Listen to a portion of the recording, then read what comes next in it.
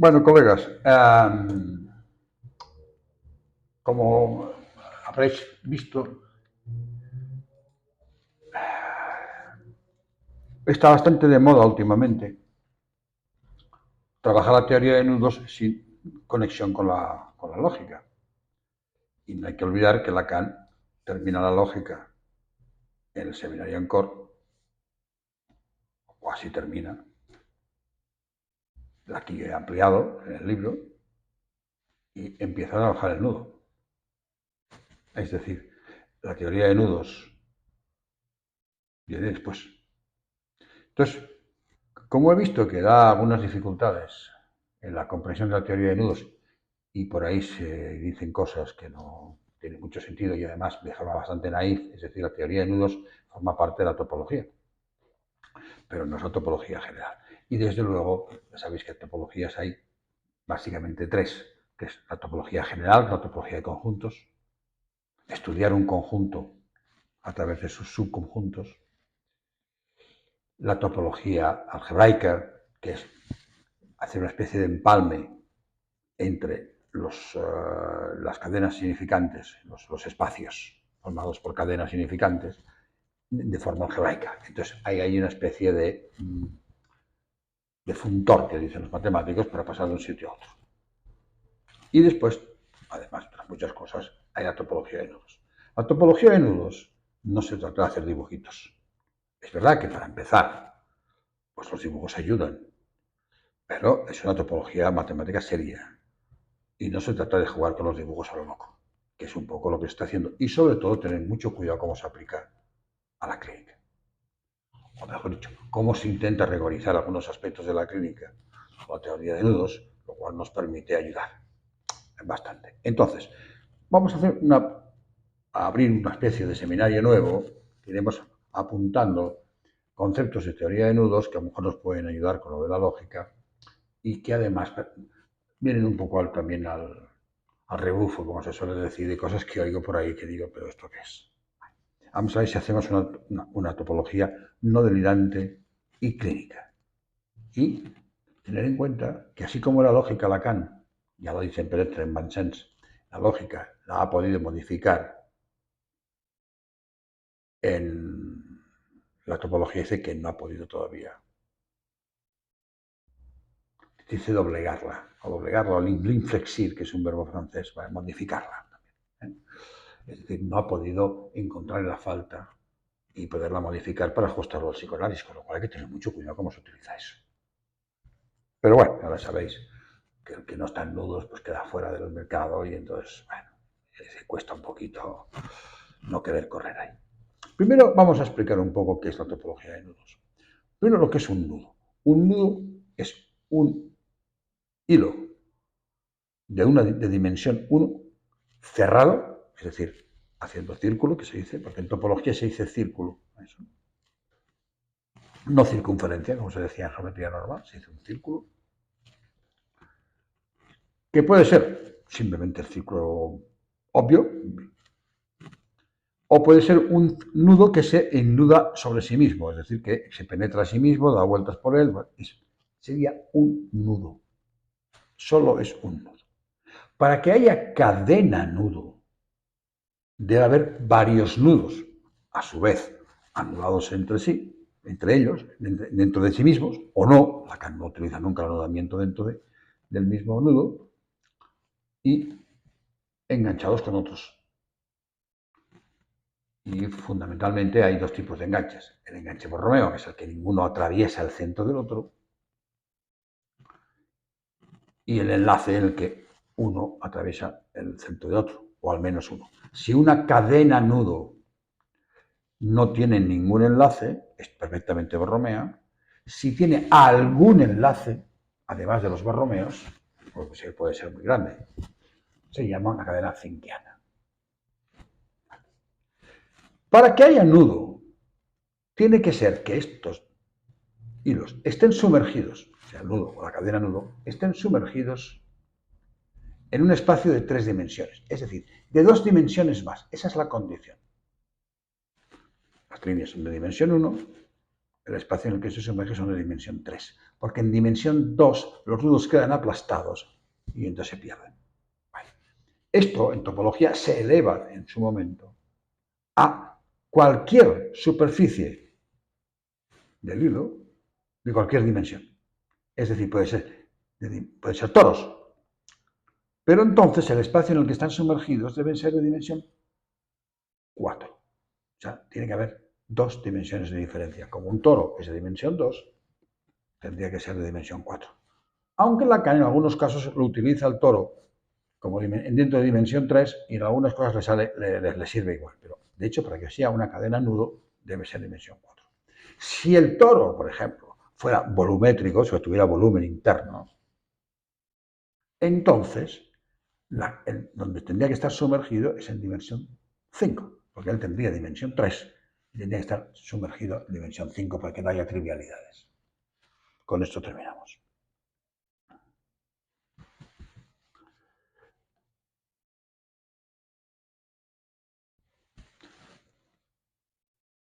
Es verdad que Lacan utiliza el anudamiento interno al comienzo de los nudos, juntando los 3 registros en uno solo, lo cual a mí me hace siempre obstáculo, porque eso significa que hay una intersección entre 2 registros. No me gusta. Porque si hubiera intersección ya entre 2 registros, estamos en un sitio, en un plano euclidiano. Estamos en geometría euclidiana bidimensional. Si fueran 3, tridimensional. Con lo cual, eso hay que revisarlo con más calma. El famoso nudo de la psicosis. El hecho de que hagamos un anudamiento Borromeo para nuestro espacio significa que las 3 dimensiones están, pero con 2 características fundamentales. 3 características, de hecho. La primera, son distintos unos de otros. Las dimensiones cartesianas son todas iguales. Lo real, lo real, lo real. Lo racional, lo racional, lo racional. O sea, las 3 líneas son iguales, excepto los números complejos, en que sí, que solo son bidimensionales, las 2 ejes, las 2 líneas, sin cerrar, son distintas, porque uno tiene la unidad 1 y el otro tiene la unidad i, o raíz cuadrada de menos 1. No se ha encontrado, y además han demostrado que no existe una unidad tercera, una tercera unidad. Por eso siempre los números complejos son planos. Son de 2 dimensiones. Bien, es verdad que para resolver ese problema se han inventado los cuaterniones, se han inventado bastantes cosas, números duales dobles para intentar aumentar las dimensiones, y de hecho se construyeron los tensores. No vamos a entrar en eso, con lo que se hace toda la geometría diferencial potente de la física. Vale. Pero no se consiguió una unidad distinta. Nosotros tenemos 3 unidades distintas. Una unidad llamada real, una unidad llamada imaginaria y una unidad llamada simbólica. El nombre de simbólico hubiera sido mejor cambiarlo, porque simbólico parece que se refiere al símbolo, y no. Simbólico quiere decir la capacidad de que algo represente otra cosa. En el fondo, el gran desplazamiento. Que una cosa represente a otra en un sentido no horizontal, sino lineal. No vertical, sino horizontal. Se podía llamar registro significante, registro semblante, se pedía mejor. Y Lacan, en el fondo, que los que nos viene a decir es que los 3 son reales. ¿Por qué? Porque no es real lo simbólico. Tiene su real. Es decir, son 3 reales distintos. Por eso dice que el nudo, dice, al final de su vida, no es una metáfora de la estructura. El nudo es la estructura. ¿Vale? La estructura del decir. O mejor dicho, la estructura que va a recoger los dichos del decir. Y punto pelota. Ahí es donde la cuestión no va a dejar en los nudos ahí. La segunda característica es que al no estar intersectados, aparecen superficies en vez de puntos en sus espacios. Y en particular, o en singular, la superficie del objeto A fundamental, donde a la cartesiana se hubieran juntado los 3, se hubieran intersectado los 3, que es donde está el subjectum lacaniano, sujeto y objeto a la vez. Entonces, el nudo nos permite colocar el objeto ahí, y el sujeto que sea un trayecto, una circulación, que ya no tiene por qué ser borromea ni de ningún tipo, cualquier circulación a través de las superficies del nudo, de los espacios que el nudo define. Esa será la circulación del sujeto dividido en relación a la. Con lo cual, el A, desde el punto de vista de los nudos, es primero. ¿Por qué? Porque es la identificación primera de freudiana, en la que Freud dice, va haciendo la teoría de identificación, con la que pérdida de identificación, y al principio no sabe muy bien cómo hacer, no diferencia bien las imaginarias de las simbólicas en ese momento todavía, aunque tenía rasgunario para arreglar el asunto, bueno, pero al final que dice, la primera identificación es al padre o los padres, lo que entendemos por el punto de trisquelización primero, y en esa identificación aparece el objeto un momento antes y un momento después. Yo creo que eso lo explica muy bien Vaporov. Yo creo que lo mejor que hay que decir es que aparece el objeto en ese momento. O sea, que de entrada uno se identifica más con ese objeto que como sujeto con ese uno. Eso nos ayuda mucho a entender a veces según qué clínicas, sobre todo las clínicas autísticas. Ya tenemos colocado nuestro sujeto, nuestro espacio, donde circulamos, donde pasan lo que en la física serían los fenómenos, y en nuestro caso es el decir. No la palabra, el decir. El decir puede incluir la palabra. Entonces, los efectos que nos pueden interesar son las colusiones entre esos registros. Si hay triskel interno, las colusiones serán a 3. Cuando hay un fallo y no hay triskel interno, es decir, o solo hay un triskel, o el triskel no es perfecto, ahora veremos cómo, entonces salen los problemas de las prepsicosis o personalidades psicóticas o las psicosis. Por ejemplo, el nudo de 3 es objetivo porque es el goce, es el espacio del goce y el sentido. Y eso es objetivo. Para que haya subjetividad, debe haber un cuarto nudo. Desanudamos los 3, es decir, salimos de la paranoia, de la personalidad paranoica básica. La personalidad paranoica es el nudo de 3 con totalmente enganchados, trisquelizados los registros, y automáticamente el sujeto dando vueltas por ahí. Claro, ahora fijaros, la operación básica e interesante en psicoanálisis es una operación a 3.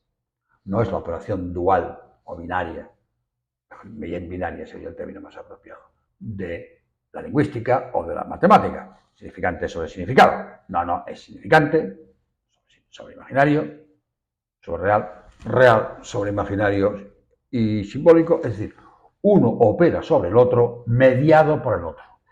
Esto ya lo desarrollaremos, ¿vale? Entonces, cuando hay un fallo en el salto al 4, claro, si fallas ya no hay 3, desde luego lo tenemos todo fastidiado. Que es lo que llamaba Lacan el nudo de Trébol. A mí no me acaba de gustar como solución, pero bueno, en Lacan es el nudo de Trébol. Si es el nudo de 3, es la personalidad paranoica. Si saltamos al 4, lo que introducimos es una gran ampliación del Edipo freudiano. Primero, una gran ampliación del Edipo freudiano. Es decir, el santón no viene con la estructura de la lengua. Tenemos la estructura del nudo, la estructura de la lengua y sus lenguajes, y tenemos la estructura del síntoma, del santón. El santón como cuarto nudo, no jerárquico, porque se anuda con nosotros borromeamente, es decir, no cuelgan los otros 3 de él. Eso es tan complicado de ver. El santón, lo importante es de qué está hecho y qué estructura aporta, no solamente cómo está anudado. El otro día me comentaban unos colegas que estaban intentando explicar la melancolía por un nudo borromeo de A4 con nominación imaginaria, es decir, el santón era de tipo imaginario, y como eso era más débil, el nudo se deshacía. No, eso es un error. Es decir, el nudo A4, con santón imaginario, simbólico o real, lo que en Lacan en RSI llama las 3 nominaciones, es exactamente igual de resistente. Lo que importa, lo que hace más débil o menos débil, es la estructura interna del santón. Es otra cosa. Entonces, el santón simbólico en el que RSI dice que es el que nos motivado el psicoanálisis hasta ahora, este Santón introduce una estructura que es la jerarquía de los padres, el patriarcado, el sucesor de. Aparte de que es simbólico y está hecho de semblantes o significantes, él nos aporta la estructura de generaciones. Con lo cual, sin él no habrá filiación posible. Cosa que se ve muy bien en la clínica. Cuando un santón es imaginario, la gente se filia de otra manera. ¿Vale? El padre o la paternidad aparece de otra manera, es diferente. Lo digo porque se suele confundir, no tener en cuenta que el santón no solo es un registro, no solo es un hilo, aporta estructura. La gran estructura la aporta el santón. De ahí que sí, la estructura, lo que la llamaba el ancestral, si la estructura de las fatrias, la estructura del sucesor de es débil, está mal estructurada. No es una estructura, vamos a decirlo matemáticamente precisa, de orden, no es un orden bien constituido. ¿Qué sucede? Que tenemos lo que se llaman edipos débiles. Edipo, pero son edipos débiles. No pseudoedipos como las personalidades psicóticas, no, edipos débiles. El sujeto tiene muchas dificultades para estructurarse. ¿Vale? Bueno. Hasta aquí tenemos la estructura del nudo. Es decir, la subjetividad, no loca, no la opinión, no el subjetivismo, es lo que aporta el Santón. Y depende de quién Santón se está, pues está en una subjetividad o se está en otra. Evidentemente, eso luego se soportará la cadena significante que es la que dará las vueltas por ahí, por esos circuitos, etc, etc, etc. Evidentemente, habrá que aumentar el número de nudos para tener en cuenta otras cosas con el tiempo. Pues seguramente, en particular, los nudos temporales, las dimensiones temporales que no sabemos cómo ponerlas porque la cara las puso como modos y no como dimensiones. Bueno, ahí tenemos un problema también para resolver.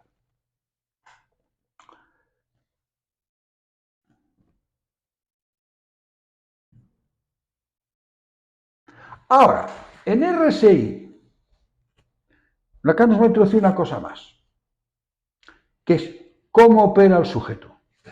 Una vez tiene la estructura, supongamos una estructura simbólica de 4, o sea, con un santón simbólico de 4, ¿cómo opera el sujeto? Y entonces las operaciones, que son las superficies, pues las realidades, coloca las realidades ahí, diferentes realidades, la realidad de goce, la realidad de fantasma, la realidad, coloca todas. En principio los goces. Este tipo de estructura nos plantea el siguiente problema, es decir, cuando un hilo, un nudo, un registro, choca con el otro, lo raya. Y puede rayar así o a la inversa, o sea, lo imaginario rayar lo real, o lo real rayar lo imaginario, o los dos a la vez. Tenemos ahí 6 operaciones de rayado. La más conocida, por ejemplo, es lo real sobre lo imaginario, trastorno de estrés postraumático. La imagen que vuelve y vuelve y vuelve y vuelve y vuelve sin mediación simbólica, ese es el problema, por eso es un trastorno de estrés postraumático. Lo que hay que hacer es colocar un significante que medie ahí, que pueda introducir por la palabra un significante que medie en el estrés postraumático. ¿Vale? Pero Lacan nos planteó, entonces, en el fondo, que eso es una operación que podemos llamar iconolización. La más clásica es la operación escritura, que es la de lo real, a lo simbólico. Porque la escritura es la que opera. La palabra tiene efecto de sentido, pero fundamentalmente, es decir, lo que permite a veces es recuperar la estructura de la escritura. Sea la escritura de lo real a lo simbólico, la lógica, la ética que estamos explicando en otros vídeos, o sea, el paso inverso, que es significación y vuelve a escribir, que es lo que explica el Literatur. El paso inverso explica el Literatur. Tenemos eso. Entonces, hay que ver cuál es la operación dominante. Evidentemente, si el sujeto tiene un santón imaginario, eso va a introducir una manera de operar particular. Si resulta que no se es Borromeo, depende el santón, lo que os tenéis que fijar, que está en mi primer libro, El rigor en el psicoanálisis, al final, en las personalidades psicóticas, hay un par de capítulos, es que el triskel interno, el único triskel que hay, no es A4. Son 2 registros, un registro no está y el santón suplente. Es decir, el santón está o siempre supliendo borromeamente o no supliendo finqueadamente, me da igual. Ahora, cuando es borromeamente se anuda con los 3, cuando es en un más que un triskel, casi un 4, mucho más grande, 4. En cambio, cuando se anuda en un nudo finquiano, se anuda 3 y entonces son 2 registros, uno que es el que queda fuera, que la Carlos explica muy bien en Joyce, y el santón, con lo cual es mucho más débil. Y aparece, paradójicamente, una especie de segunda tópica dual, que es la que da por saco, porque es la que aparece con los fenómenos raros, porque en psicoanálisis las tópicas binarias no funcionan bien. Los encuentros entre 2 registros solos, sin medidas del tercero, no funcionan bien. Vale.